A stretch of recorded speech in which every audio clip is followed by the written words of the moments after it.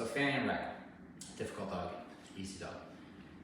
And this goes for every dog that ever came through that I've ever worked with, before this company and during this company. So Fanny does not listen at home, neither does Rec. Rec is more intense and more dangerous, right? He's growling at them, he's barking, he's more serious to the dog. But she doesn't listen either, so she's a pain in the ass, right? Like you tell her to do something, she's fucking, nah, not doing it, you know? Tell her to stop it, she's not stopping it, you know? She's always, her energy is wherever she wants it to be, which is gonna be high and blah, blah, blah, right? And he's over here just like being more demanding and more, you know, more of a machine and barking at everything and growling at you and shit like that. And then being lovable, of course, because that's what keeps him, his lovable side is why he's with you still. If you got him and he never showed a lovable side and it was always just those moments of growling and stuff, maybe, you know, not so fun. But he's got you because he's got that lovable side. So this is how it's done. Aggressive dog or not, easy dog or difficult dog. You bring him in and you say, I want to lead you.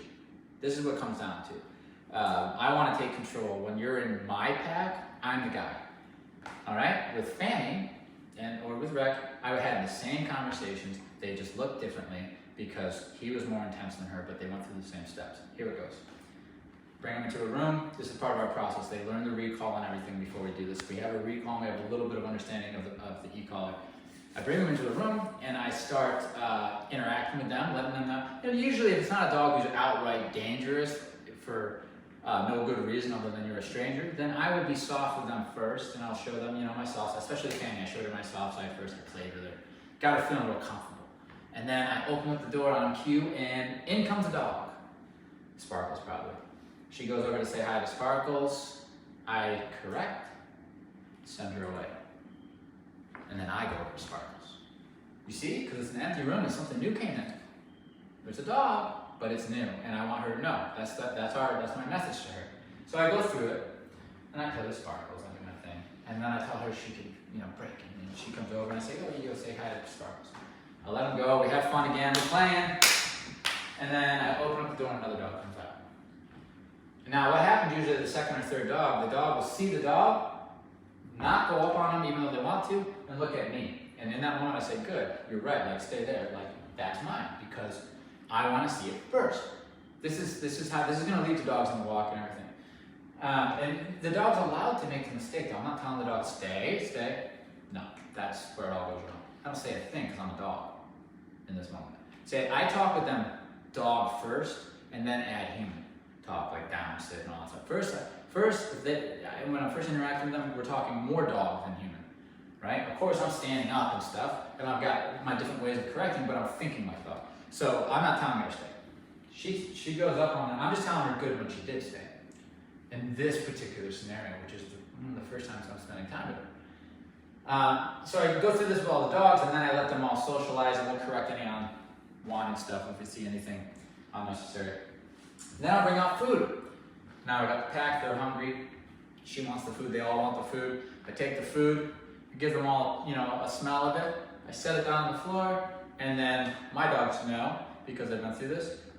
Fanny comes over, puts her face into the bowl, corrects, sent away. That's a resource. All right, so then we deal with that, and then, you know, I let her come back over, I'll feed them all, I'll release them all. I leave that bowl of food right there in a room full of dogs, and I walk away from it. They don't touch it, and if they do, they're gonna get corrected. So my dogs know that, she learns that, so now she starts looking at me differently. This is her first, she doesn't know me. She has many hours and days and weeks, you know, with her owners. With me, we're talking minutes. She's already seeing me, how I need her to see me, because I'm concerned about the hierarchy, which is access to resources. Why do two dogs hump each other when they first meet? Because they want to settle. If I can hump you and you don't do anything about it, I can eat the food later and have the lady later. All right, it's nature's way of putting in, you know, without killing each other, we can figure it out. So, I'm going through this with Fanny. Now remember, Fanny came in not listening to anybody. She knows stuff, but she doesn't do it, right? She doesn't listen. I go through this process with her. At the end of this process, I ask her to do things, she does it. If I say sit and she knows it, she sits. If I say down and she knows it, she downs. If I say come and she knows it, she comes. She gives me what she knows. Because now she respects me and sees me that way. I haven't, you know, spent much time with her, but I went after the right conversations to start our relationship, which is I'm gonna correct you for going up on resources that first, so that you know that I'm able to do that. Now when I enter, now I'll take like a squeaky ball, and I want the squeaky ball, and I'll disagree with her touching the squeaky ball, right? So then I'll bounce it by her head, and she'll like, I want that squeaky ball. Just that movement towards the thing that I said was mine, I correct, like a dog would. If I'm sitting here chewing on a stick, and I flick it up in the air, and then you come over and you react to me flicking in the air, boom. I'm correcting you, and I'm letting you know that's my stick. So I bounce that ball, and she reacts to it heavily, like I want that ball, I shush and correct. Until I can take this ball, squeaky ball too, bounce it around her, and instead of looking at that ball, she looks directly in my eyes, and I say, good, you understand what I'm talking about. This isn't just about the ball, this isn't just about the food and these dogs, this is about everything you're gonna see out there behind these doors, which is strange dogs and people and cars and all this stuff. When you feel that sensation, that stim on there, I need you to stop and look at me and drown it all out, right? Good girl. And I teach them in that moment, this is the mechanics that I'm starting to teach them. This is what's gonna get you with me. With me, this is how we operate, okay? You feel that, you look at me, you're a good girl. You start fucking with the stuff around you, right? And I keep that consistent from the beginning of the relationship. Now what happened is she said, she tested boundaries a couple times, she got corrected, she said, I'm done. I'm gonna listen to you. And then it was just as simple as telling her, bringing her through situations and saying, don't do that, do this. Very compliant. Very much just saying, yeah, she just didn't know, she's listening, she's trying her best to be good. Now that, she's just an easy sense, right? Because we had the right conversations. Now, she came in not being able to do her nails. So then we go and do the nails. Sure enough, after these conversations, she starts to jerk away and do the nail thing. We correct, we shush her, which says, you know, we need that state of mind that I talked about. We can do the nails. Get the nails done, no problem. All right, Rec, different kind of dog, same process. He's in the room, bring out a dog. Now her reaction might have been like, a dog, I'm curious about it, and kind of head over, right? But Rex is like, a dog, right? Like, more intense, right? So, same thing. Me and Rex are in the room. I get to know him a little bit. We're hanging out in the room. You know, he's more like bumping into me. I'm like, oh, you're bumping into me. All right, you bumping into me? Not in like a, you know, in like a, you know, like we're equal. I'm like, well, he's gonna learn something. Let a dog out. I don't exist anymore. See the dog? Tunnel vision. Right to the dog. I correct, get between them, send them away. Right? With sparkles, I usually let sparkles out first. Deal with the same situation I dealt with Fanny. Now I have him over there, he's looking at me, he's like, I've never had this happen before. And I'm over here with the sparkles, who can come across as, you know, prey, the way that she walks. And I claimed him. Yeah, I'll free him, but I won't let him up on her. So I'll let him, he's not in a command, I'll encourage him to move around, but don't touch her. And you can see that they understand that. And as he gets closer, I can click on the e-collar and then come in and send him away so he sees that's me on the e-collar. Okay. That's how I correct. Okay, let another dog out. Same thing. You know, until I get all the dogs, like Reagan's, Sparkles, and Izzy. Then we do it with food, and we do it with balls, you know, the squeaky balls, anything to get the prey drive going. All right? And what happens is he behaves differently than Fanny. And here's the main thing. If you correct him, he'll correct you for correcting him. Right? Not anymore, but in the beginning. So that's the difference between a biting dog and a dog that doesn't bite. The dog that doesn't bite, you say, knock it off, correct, and they say, okay, right? The dog that does bite, you go to correct him, they bite you back. So what happened with me and him is I go to correct him, and now he wants to correct me, and then I correct him for correcting me, and then he wants to correct me, and now we're in a back and forth. And, you know, I already know that's a potential with him, so I'm already ready. That's half of my job right there. I still have, that doesn't, just because he goes, wow, and tries to bite me doesn't mean I'm like, okay, it didn't work. No, it does work, and this is what I'm getting at. The dog is going to choose to fight first. A dog who doesn't want to give it up. Or flight. They're going to choose one. He chose fight first. Bang! Right? A lot of them do. Once fight doesn't work, they choose flight. He says, okay, bye. That doesn't work because I got a recall on you, and I can just walk, we're in the same room. We get close again, it's back to bite. It's back to flight. It's back to bite. It's back to flight. Until none of that's working. They don't know what to do. They're in this state of not sure what to do. I'm still standing here on face. Shh. You know? And you see a dog start to relax. And then I start to come in and I do my process, where I put my pressure on them and I get them to lay down and then they get a pat on the head. And the contrast of going through all that and then getting a pat on the head, they're like, I want that pat on the head. And I'm like, well, not get you the pat on the head, just submitting to something that you've never done before, to a human. Breaking that barrier between dog and human, saying, you can follow my kind, because we are capable of doing what your kind is, which is correcting, and directing. Not just being neutral. Being neutral is he will just become whatever he would become in the wild, just in your home, which is exactly what he became. A confused predator, right? Insecure because of the confusion, not because of the genetics. His genetics are solid from as far as I can tell. It's just, so anyway.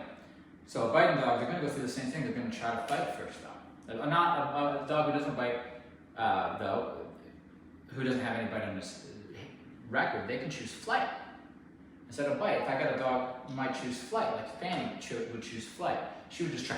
And flight is just like, it doesn't mean they're always hauling ass and like taking off. They're just like, I'm leaving the situation. I'm choosing flight. I'm fleeing the situation. We don't let them flee the situation. Recall. If that doesn't work, some dogs will then bite because flight didn't work. But that's okay, because they're going through it, and then this is where like, well, it doesn't work. It doesn't work. It's like you're not hanging on the extra 1 more minute and everything's done. Okay, yes, he's biting, but that's part of the process. This is nature we're talking about. This isn't like Disney movie. They're supposed to bite at you. You're not gonna get a follower for free, like that. I have a follower now, but it wasn't free, right? I have a follower out of all these dogs, but it wasn't free. Fanny wasn't free either, but she wasn't as intense as him. She didn't bite. But she did try to flee, walk away, whatever. They all do. Once it doesn't work, she submitted. Once it didn't work, he submitted. When they submit, the pressure goes away. The whole conversation's over. Nobody's correcting you, nothing. We say you did a good job. And they say, So they learn the skill of when I feel confrontation to go into the submissive state where I can then calm and I take direction. It all goes away. They learn that they have control over it to a degree. And so that means that they can turn it off. They know they can turn it off, the pressure from me, that is. And so they do, and then they see me just change, and I say, good, and I'm soft to them. And they say, oh, so if I go into that space, he goes into that space. If I leave it, he'll leave it. Right? If I submit, he'll relax. If I start to do this towards him, he's going to come back at me. So they learn that they're in control, and they learn it as a coping skill. Under stressful situations, just submit. And the more they do it, the more they see that nothing is dangerous. You're living in a very safe life. You're living with humans that know what they're doing. It's safe at my house. It's safe out there on the city streets with me. The cars are safe. They start to realize all that because now they're calm and they're watching the world. Rather than being stimulated. They're not learning shit in that state of mind. That's why we're in this classroom. We can't have, it's like being in a classroom and the kids are standing on the desk screaming. They're not learning anything. Right? There's a reason why those kids used to get a paddle. I know, how terrible, right? I'm not saying, yes. Get a paddle for standing on the desk. It worked though, didn't it? And all you had to do is give it to one of them in front of the other ones. And then they stopped. It did happen not too long ago. It works. It clears the cobwebs, and then the kids and the dogs pay attention. Right? And then you can say good job for paying attention and show them the rewards for paying attention. And naturally, the dog's going to choose the easier path, which is to just stay like this. This is what he's choosing. This is his choice right now. Right? And every now and then I'm reminding him he's doing a good boy, he gets his free time. And we let him run around and we have our free time, but right now this is not the time we're delivering. So again, in order to get a follower, the dog is not going to give it to you for free. You ever watch a dog whisperer? The dogs fight with everything they have until they're exhausted, and then he's still there. And they submit. And then all of a sudden, the next day with this dog, the next day with Fanny, and the next few days, the dog's trying. They're doing something they didn't do before. They're trying. They're looking at me and they're saying, okay, what are we doing? And I'm saying, great, I'm glad you're paying attention because the things I'm about to teach you are not that difficult. But they would have been if I tried to teach you in the state that you were in before we did the ritual of me claiming leadership, right? So that's why we do that before we train the commands. The only command we're training first is going to be the recall so that we can make sure if the dog tries to choose flight, we allow them to choose flight, but then they get corrected for choosing flight when they're a distance away and recall back to the conversation until they don't choose flight anymore and they submit. It's a way of further domesticating a dog and getting them to be under the control of a human. And it works, but there is this process, this ritual where a dog will choose to just leave, which is flight, or to tell you to fuck off, which is fight. Okay? That is natural. That is normal. That's part of the process, always has been for the submitting stuff.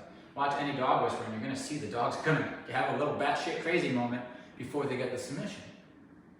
Normal. If we stop during the batshit crazy moment, we say, well, that technique didn't work. It's like, well, it was working. You just chickened out or didn't have enough knowledge or blame it on the tool. Like, well, that made the dog aggressive. No, the dog's gonna give you a fight. It's supposed to, and then it submits. And now you know what I can do to him? I can correct him as firm as I need to, with no worries about him retaliating at me. I don't see it in his eyes. I don't see it in his face. It's not there anymore. Because he knows that if he strikes at me, he has a memory of what will happen. So therefore, it's off the table for him because I did it right. You know what I mean? He's not going to strike at me. I would have to be really, I don't know what I have to do to get this guy to strike at me at this point. You know what I mean? He trusts me, and that's another thing. He trusts me. I don't overuse the control, that you can have on a dog. And he respects me. But we had those tough conversations.